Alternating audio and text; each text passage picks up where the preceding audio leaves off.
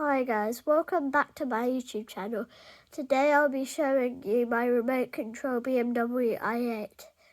Sadly, it was only like £12 because because it's not very great for like driving it, so I won't show you driving it, and I don't even know where the controller is anyway. So first let's have a look at it. So this is it from the front view. Looks pretty cool. This is from the side.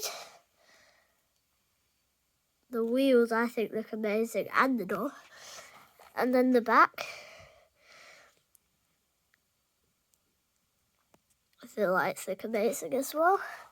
The other side.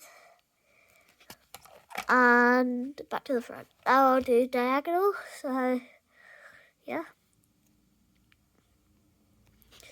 Next I'll do the other way diagonal. From the bird's eye view.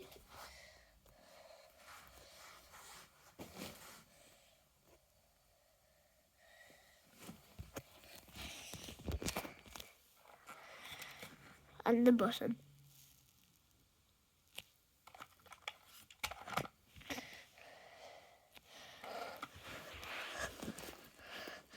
Bye guys, I hope you have a great day.